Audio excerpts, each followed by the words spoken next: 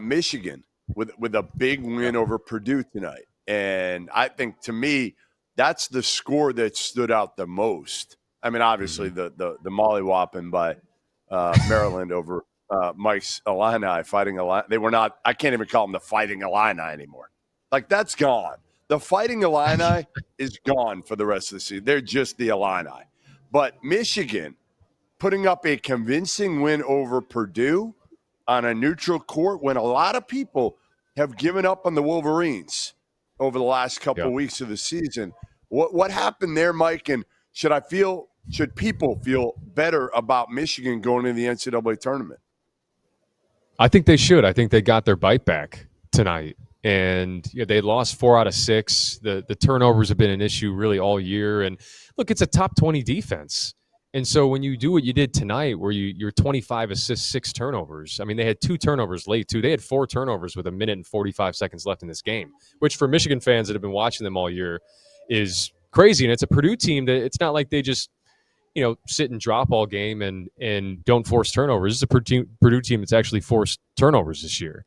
And you were able to just kind of eviscerate them with playing in the middle third with Wolf and Golden, getting back to that, exploiting those mismatches. I thought they did such a good job tonight. They were the tougher team tonight, without a doubt.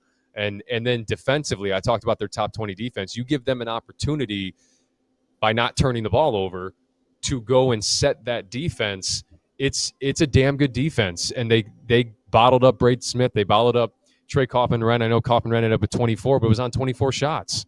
And they're switching 1 through 4, and Danny Wolf's on Braden Smith, staying in front, leveling off, getting a hand up, forcing those fadeaways that Braden can hit, but wasn't comfortable for much of the night doing it. And that gets you out in transition. And Wolf and Golden were solid tonight, but when you get contributions from Donaldson and from Gale, and I thought Reuben Jones was good tonight. Those kind of ancillary parts, that's what I think really tilts the scales for Michigan. So it was a complete performance tonight. And one that, you're going to need again tomorrow, as we just talked about this Maryland team that can run you out of the gym. So I'm fascinated for that matchup, because I talked about the size of Maryland. This is obviously a Michigan team that can match that. And I think we got a heck of a couple matchups here in Indianapolis. It's a great semifinal matchup here. Yeah, it is. Look, I'm kind of out on Michigan. This was a good performance from them, but I think that this was said more about Purdue. They've lost 2 or 3.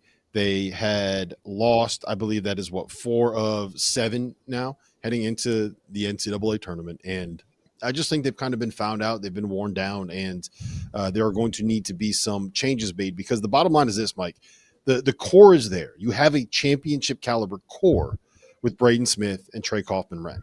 I think you get Daniel Jacobson back at the 5 to get you some rim protection, and you need one big athletic physical wing, whether that's the development of CJ Cox or Jakari Harris, whether that's someone from the portal. I think that the future is really, really, really bright. Yes, I think they will. Go to the portal paint. Don't do it over and over. Go get one. Get one up. Look how good Lance Jones was for them last year, playing that kind of off-ball role and being kind of a pressure release valve for Braden. They need that. And Fletcher has his moments, but it's not his game to break you down off the dribble and relieve that pressure. I mean, even Harris and Colvin, Cox, you felt like earlier in the year maybe he could be that type of guy, but he's kind of settled into his role as more of a defensive guy, to be honest. And so, yeah, it's concerning for Purdue, because I think as the season's gone on, those 2 guys, when you could focus that much attention on 2 guys like that, that's a big burden to carry. And that Paint does a good job scheming things up and trying to free them up. Michigan goes zone tonight, and the first possession they went zone. Purdue, Painter had something in his back pocket to free up and get them a 3 in the corner. So I trust Painter, and I just think they're thin in a lot of areas that. This was going to be how they were going to lose an NCAA tournament game. It was going to look like how it looked tonight, where you don't get a ton of contributions outside of these 2, and a team finds a way to bottle up those 2 guys and make them high volume shooters with not matching the type of efficiency. That's probably going to be how it ends for Purdue in the tournament.